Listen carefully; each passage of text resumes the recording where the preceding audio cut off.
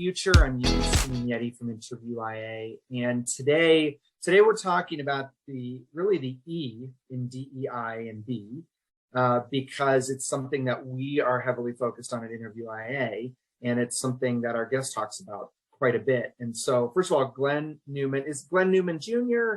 What do you like? Oh yeah, I just typically go by Glenn. Like I like my Glenn. junior because I feel like I like the junior because it's very like I'm the only Glenn Edward Newman Jr. out there, right? Totally. Well, because I'm the third, but I never. Right. So I don't. I'm not technically junior, but I also don't like going by Trey. So I'm like, just call me. Yeah. Like it's, Yeah. There's No, not many Ubies. yeah. No. Every day I'm Glenn. Okay, I love it. Glenn, welcome. Glenn is head of talent and inclusion, diversity, equity, and belonging at UserTesting. So, first of all, welcome. And how are you? How's it going? I'm doing well. Thank you, UB. I'm doing well. Like I was saying, a bit earlier, it's Friday. I'm typically in a better mood on Friday, looking forward to the weekend, being thankful that I made it to Friday and had a pretty productive week. So I'm doing well. Thank you. Awesome. Well, we're happy to have this conversation about all of this stuff. So first of all, I want to know more about you, your background, and tell us about UserTesting. Yeah, so I started with UserTesting in October of last year. UserTesting, we like to say that we're a human empathy kind of like platform, right? And so Sure. we have a platform that really provides our customers with the ability to really understand their customer experiences, right? And in order to understand your customer experiences, or through understanding that customer experience, you are building empathy. And so, for example, if you want to understand what it's like to be one of your customers, you can leverage our platform to really do that and to really see and hear them interacting with your product, and really see what their experience is like. And so the really great thing is we're going to, I love our products. I think we have so much opportunity, right? And especially as you think about the work that I do from like an HR or a DEI perspective, we're also trying to really make sure that we're working with other stakeholders outside of the traditional user research or user experience space, right? Mm-hmm. So for example, if you are in advertising and you want to understand how an ad resonates with a specific audience or with a target audience, you can use our platform to do that. If you are leading culture or people experience or HR at an organization, and you want to understand what different employees experience on a day-to-day, you can use our platform to do that. And it's so much different than a survey because you literally, like in the same way that you can see me and hear me now, you see my facial expressions, you hear my intonation, like that is so much more powerful than reading, kind of feedback, right? Than Sure. Reading written feedback. So that's really the power of the feedback and of the platform and the value that we bring to our customers. I love that. And we'll have to talk offline about that for us. Yeah, because you're right. That's like a big part of Definitely of hearing, and it's sort of a nice segue into the next part of the conversation. But it seems like it's a great way to hear equally from everybody who's involved around the orbit of your organization or your product, right? Yeah, absolutely, right. And it's really interesting that you say that because there's a lot of conversation these days around like inclusive product design, right? Sure. When you think about like who is the audience that you're developing or designing products for, and then going back to the kind of the employee experience perspective, every employee, you could have a team of 10 people and they all want different things, right? So how do you really how are you making sure that you understand what different employee groups or different employees want from you? And especially now, that is really important. Well, I think even a better segue into equity versus equality. So how do you define the two, and how do you compare the two in the work that you're doing and in the trainings and things? Like, how do you explain it to people? Yeah, absolutely. Like typically what I say is, equity is leveling the playing field, understanding that we all don't come from the same place or have the same starting point, which really means that, we have different levels of access and privilege, right? And so equity work is about leveling the playing field, taking all of that into account and giving people what they need to be successful, meeting people where they are. And then equality is everyone gets the same thing, right? So, we have this training that we are rolling out, or we have rolled out for all of our managers. And part of that training, we talk about the difference between equity and equality, because people often get them confused. And so there's this really good video on YouTube. You probably can all find it. It is, I think, equity versus equality. And it's about a 4-minute video.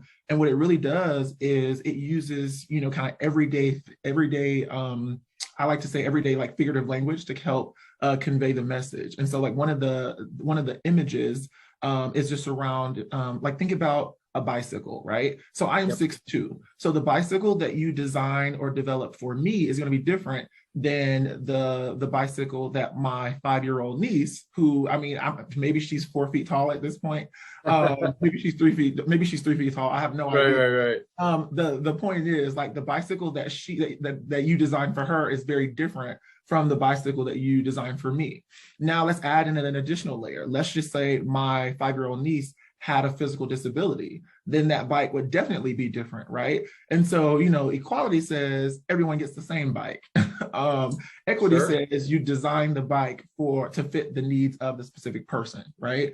And so, absolutely. Yeah, so I like it's interesting, like doing this work, I often speak in kind of stories, analogies, figurative language, because I think it's easier for people to grasp the concepts when you're talking about things like riding a bike versus really hairy, scary things like systemic inequity and like privilege.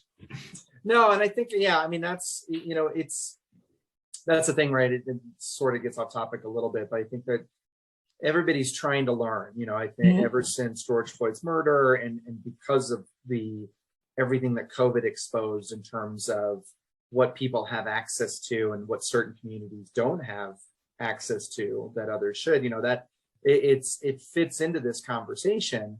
And the other thing is too, I don't think they don't have to live, equity and equality don't have to be separate, right? Like, to your point, you both have different bikes, but you live in a world where the same laws are there to protect you both equally on the road when you're riding your bikes, exactly. And so that, I think it's important to have this discussion because there is a spotlight on it. Companies are sort of at this point now where they have a choice to make. We're mid-pandemic, post George Floyd. Like, how do we as a company thread equity and equality throughout the life cycle of every one of our employees, starting at the candidate level, right? And so, in your opinion, from your perspective and thought leadership, like, how does that work?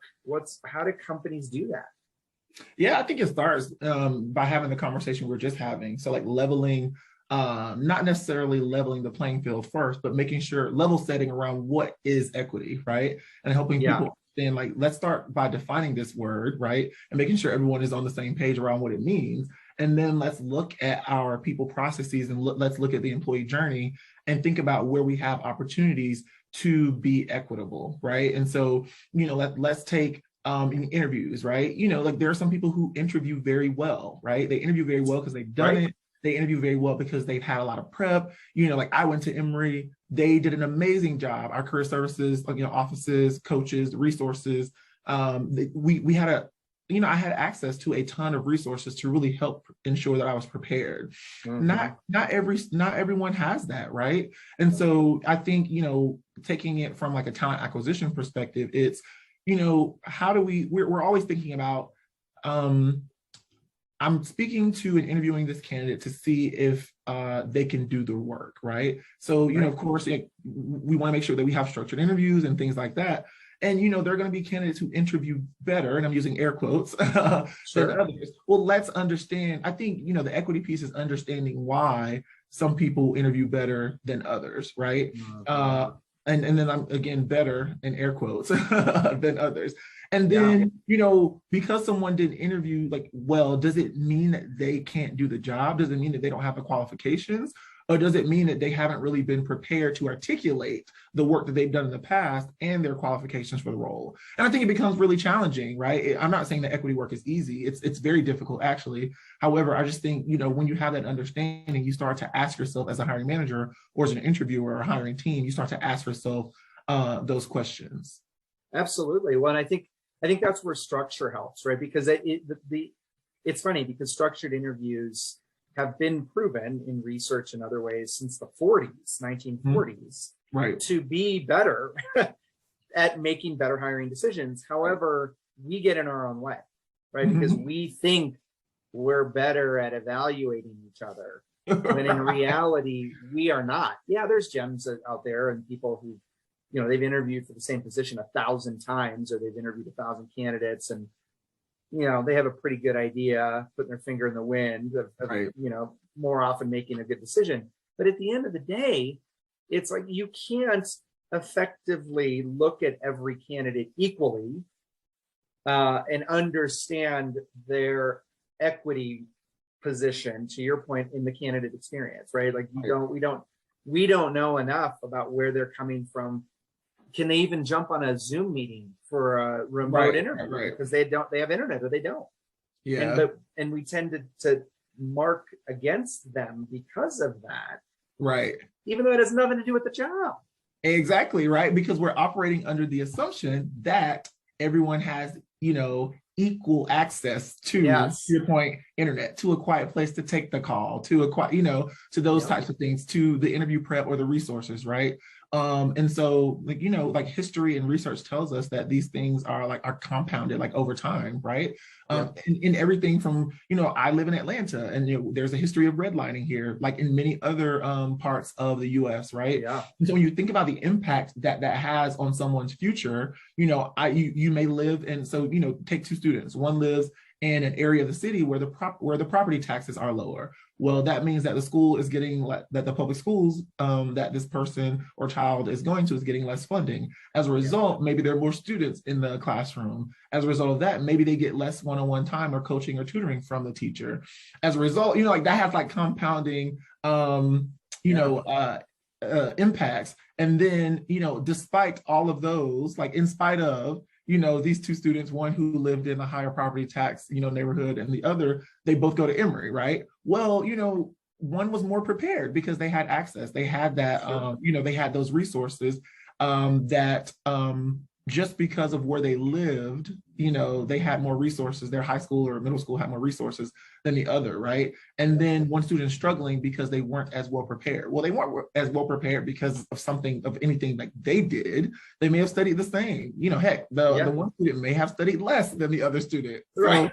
So it's just really interesting for it's interesting, and it's really important for people to really dig into some of these systemic inequities so that they understand really why equity work is important. Because when you really understand and you get it, then it's like, okay, you know, let me provide a resource to our Black community that we are not providing to our to our non-Black community, and this is why we're doing that, right? And so, you know, people still struggle with that. Well, and companies, you know, when we think about companies, it would benefit them to address that struggle and fix it, because now you've got all these employees, and they're essentially the reason your company is or is not going to be successful. So why wouldn't you do the equity work, to understand how you help each individual employee bring their best self to work and perform at 100% every day? And so how do you approach that, right? So now we've done the hiring, we've got this team, but everybody's different. How do you address that kind of equity work within the organization? Yeah, I guess I can think about it like two things. It's really interesting. I was watching this LinkedIn Learning, and it was on like inclusion, diversity, equity, and belonging. And they talked about the platinum rule, right? So a lot of us are familiar with the golden rule, which says treat others how you want to be treated. The platinum rule says treat others how they want to be treated, right? And so I love that too. It's something I'll never forget. And I think what that means is, in terms of, you know, and maybe this is like less equity, but for me personally, what it means is, you know, I have 6 direct reports. What that means is I cannot treat them all how I want to be treated, and I can't treat them all the same. And when I say treat them all the same, that means I can't say, okay, in order to develop my team, everybody gets, $1,500 to attend a conference, because person one may not want to be developed in that way, or for development for them may mean they want to lead a webinar that they haven't led before. So how do I prepare them for that? Person two might want to attend an online, like a training, right? Or an in-person training.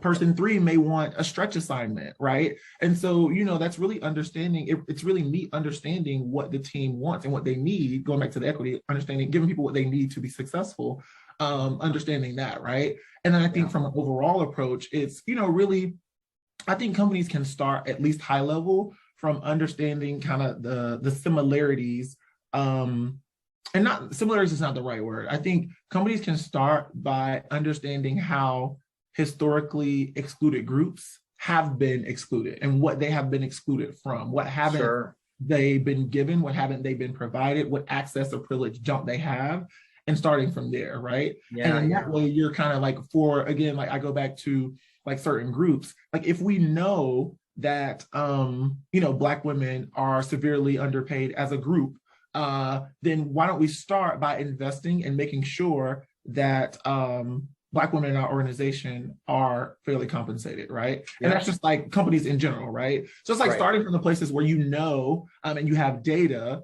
and then you can, once you kind of look at the group level, then you can look at individuals. So I think that's one of the things that you can think about. Like maybe a company doesn't have, enough funds to like start a program or manage a program for every employee. So let's look at the group that needs it most, and look at the group that is kind of the most underprivileged, or that has the least access, and think about investing in that group, for example. And I think, again, that is the work, because equity work says not everyone gets the same thing, because they don't need it. And I'll give you a quick example. It's interesting. In the training we had earlier this week, someone made a comment around them being short, so they wouldn't be able to see over the fence. So if you think about the classic equity versus equality, people are standing on the boxes trying to see over the fence to see the baseball game, right? And so someone made a comment and said, I wouldn't be able to see over the fence. And I said, you can have my box. Again, I'm 6'2". Like, let's just assume that I could see over the fence without standing on the box. I said, you can have my box. Literally, that's what equity work is. Like, it's you extending the privilege that some groups have, or the resources, to those who don't have it. So I don't have a box, but I don't need a box because I can already see over the fence. Well, and what I love about that, so you mentioned, kind of data gathering to get to that point, right? To know to give somebody your box. I think an easy way to address that is, again, going back to the hiring process, or the interview process. Like, you can ask the question of, let's say, your final 3 or 5 candidates, what do you need to succeed here? I think that's a fair question to ask, to start gathering some of that data, right? And to help guide the equity work. Because then you have data to work from. Like, okay, I know we've hired this person. Here's exactly what they told me. What are the trend lines? Because we've asked, 80 candidates this across 7 jobs or whatever in our company. We're starting to see some trends. Now we can start to plan. For, budget wise, for some of these things that we know we're going to need. So I think it can be very simple and straightforward as far as getting started. Yeah, absolutely. That's really interesting you mentioned that. I never thought about it that way, in terms of like, a question like, talk to me about the resources you think you need to be successful in this role, right? Right. Yeah. Right. Like, how do you bring your best self to work? I want to know, right? Because I need to know. And again, it kind of ties back to the bottom line. If you don't have the right people in a role, then if you're in healthcare, your quality of care declines. Right. Any product company, your quality of product, back to your point earlier about product and designing products. Like, if we don't have the right people building the products, we're not going to have a good product. Right. Yeah. Or the quality of service kind of speaks for itself. If I don't have good people at my store, then we're going to have really bad customer experience. Absolutely. Yep. Absolutely. So it all ties together. But, oh man, I love this conversation. It's a fine point on, for me anyway, kind of that equity equality difference and how they can work together. So to kind of close out, like what's your thought on the future of work? You know, post George Floyd, mid-pandemic, work from home, remote, for all of that stuff. What does it look like to you? Yeah, I think honestly, the first word that comes to mind is flexibility. Yeah. Yeah, flexibility. I think, you know, leaders, managers, I think it's going to be important that we're providing people with flexibility. I think I will also go back to my platinum rule: treat people how they want to be treated. I think it's important to have very transparent conversations around what people need, right, during these times. I'm extremely blessed and extremely fortunate to live alone. It is so quiet in my house right now. You can hear a pin drop. And I have to understand that not everybody is like that. Like, I don't have things or people or like anything that really would take away my focus from work on a day-to-day basis, right? And it's extremely, again, important that I understand that. And for me to understand that as I'm thinking about leading my team, for me to think about how I show up while leading my team. And so I think having those conversations, understanding what people need, and being flexible is important. And then, like, you know, like to really like to bring it full circle and thread the needle.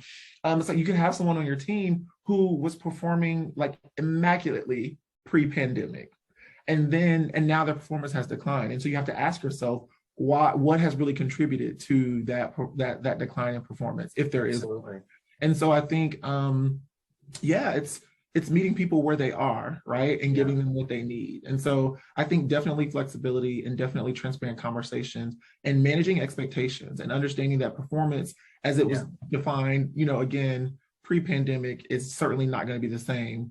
And I think it's really unrealistic to expect performance to be the same. Yeah, no, that's great. I love it.